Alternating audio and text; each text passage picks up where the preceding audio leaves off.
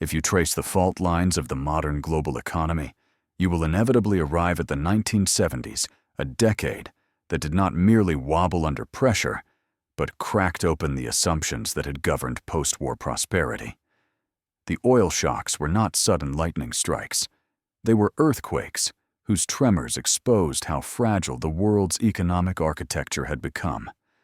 To understand them is to witness a moment when energy geopolitics, money, and psychology collided, transforming abundance into scarcity and confidence into doubt almost overnight.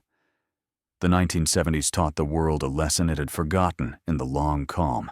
After World War II, growth is never guaranteed, and stability is always conditional. In the decades following the war, the industrialized world had grown accustomed to cheap energy.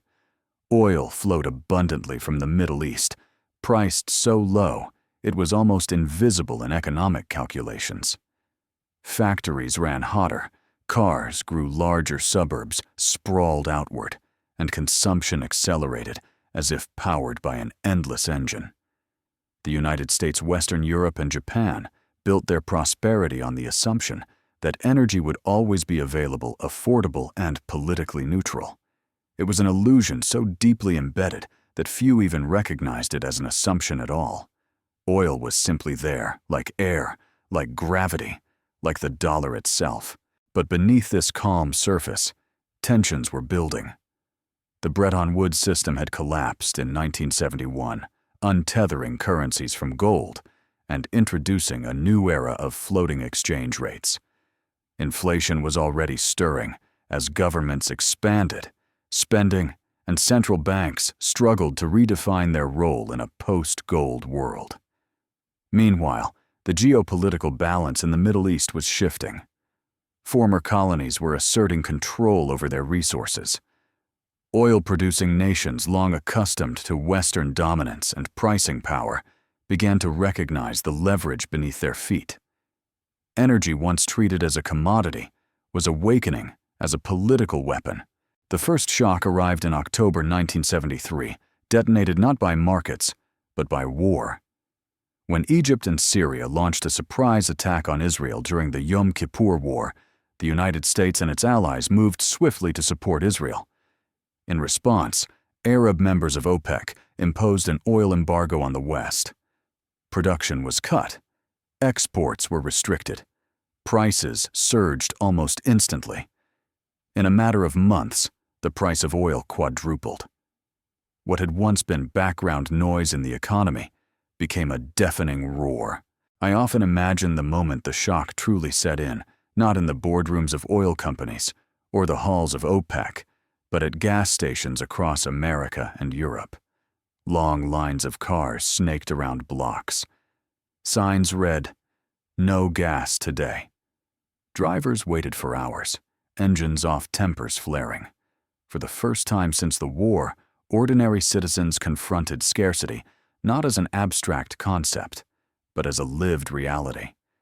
Energy insecurity seeped into daily life, and with it came a creeping sense of vulnerability that no amount of post-war optimism could dispel.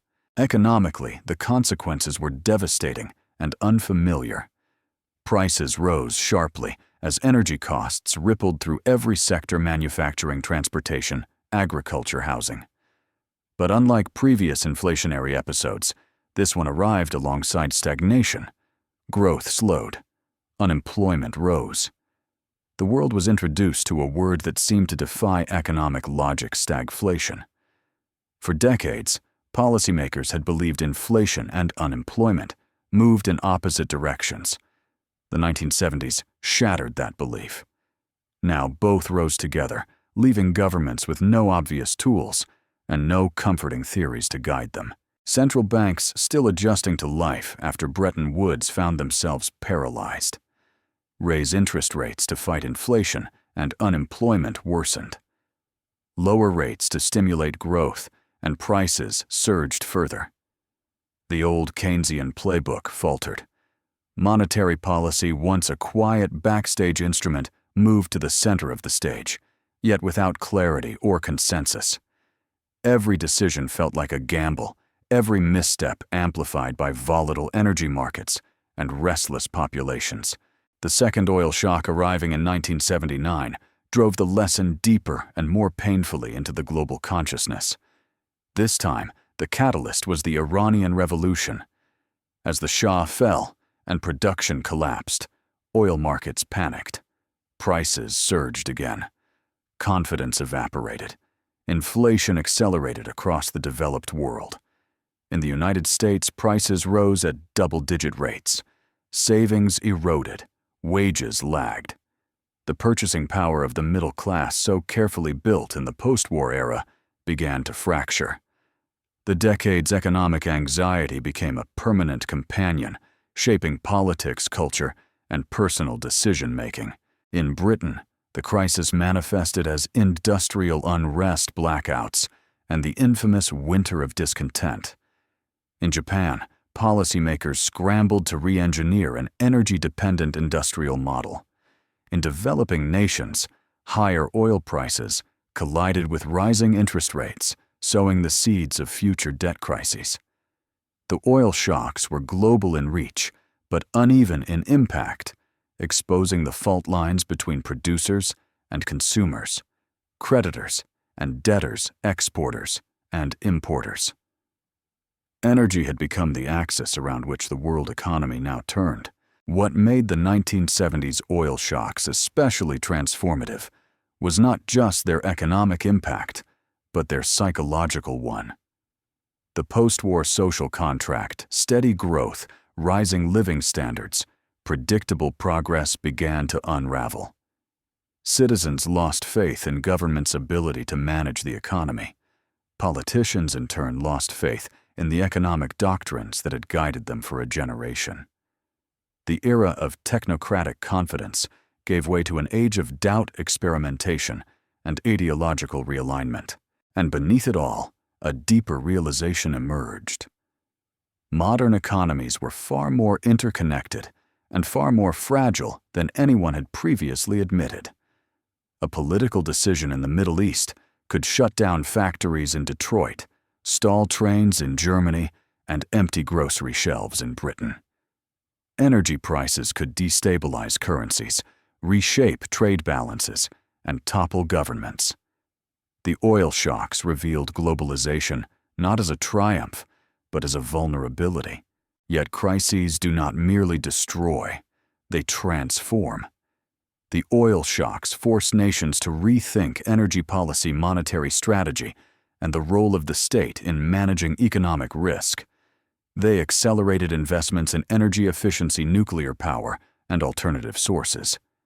They elevated central banking to a position of unprecedented authority, and they prepared the intellectual ground for a counter-revolution in economic thought, one that would reject inflation, tolerance, embrace monetary discipline, and ultimately reshape the global order in the decades to follow.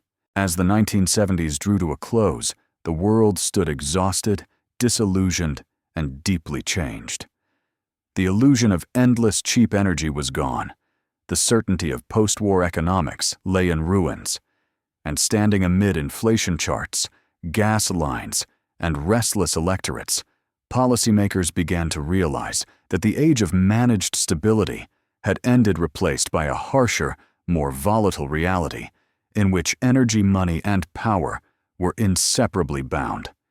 A reality that would soon usher in a dramatic shift in ideology and leadership as nations searched desperately for a way out of the malaise that the oil shocks had unleashed, a search that would soon lead them toward a radical rethinking of economic doctrine, leadership, and the very meaning of stability in a world no longer cushioned by cheap energy or predictable growth.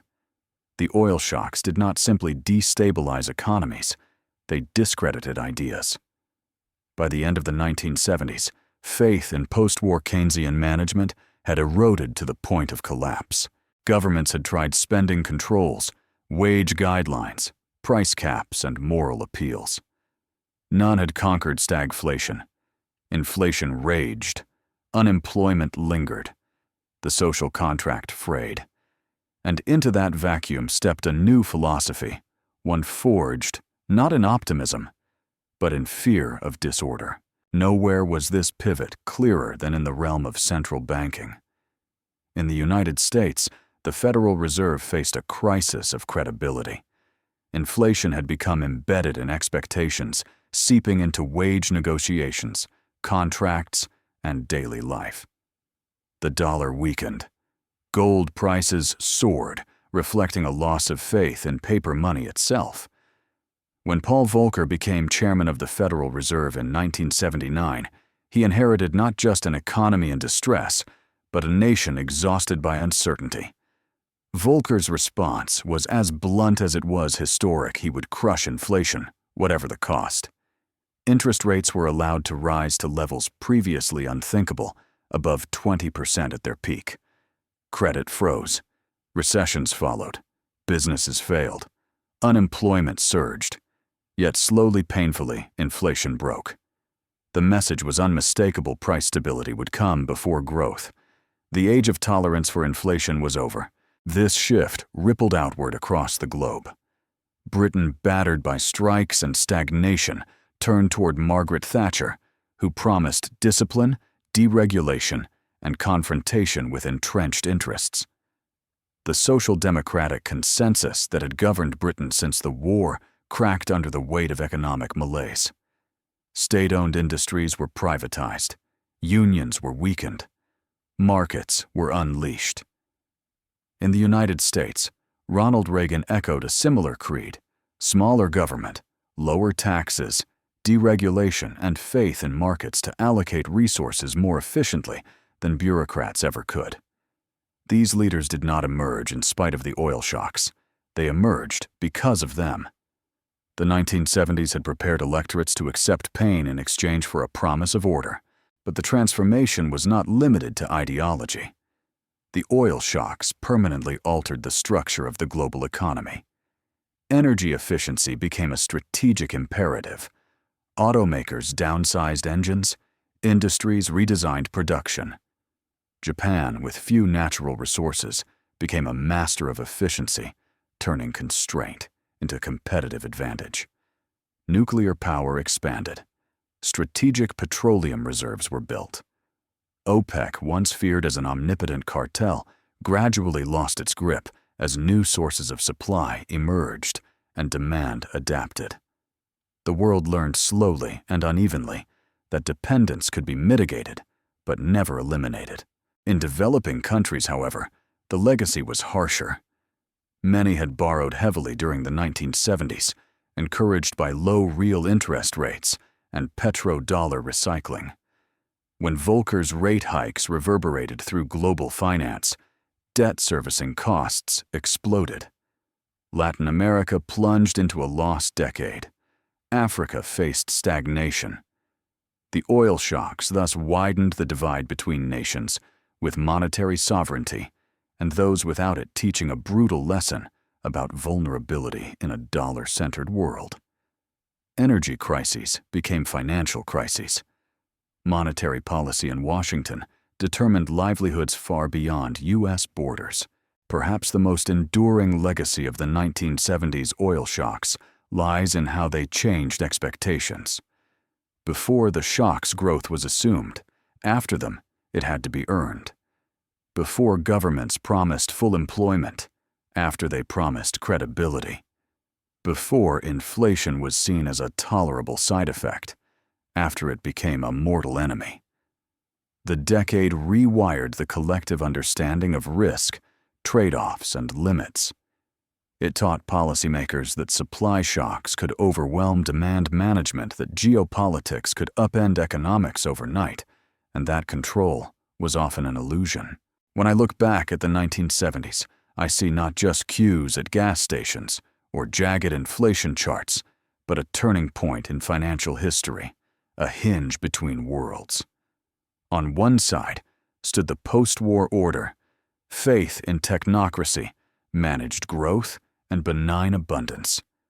On the other stood the modern-era volatile markets, independent central banks, floating currencies, and a constant negotiation between efficiency and resilience.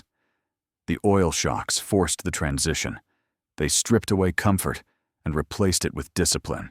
And this is the final lesson the decade offers. Economic systems are only as stable as the assumptions beneath them. Cheap energy was an assumption. Predictable geopolitics was an assumption. Ever-rising living standards were an assumption. When those assumptions broke, the system convulsed and then adapted. Out of pain came reform. Out of upheaval came a new framework that would dominate the final decades of the 20th century. If this journey through the oil shocks reshaped how you see inflation, energy, or power, share what struck you most. And if you want to continue tracing how crises remake the rules of money and markets follow the channel, and stay with this long story of financial history, because every shock leaves a lesson, and every lesson waits to be forgotten again.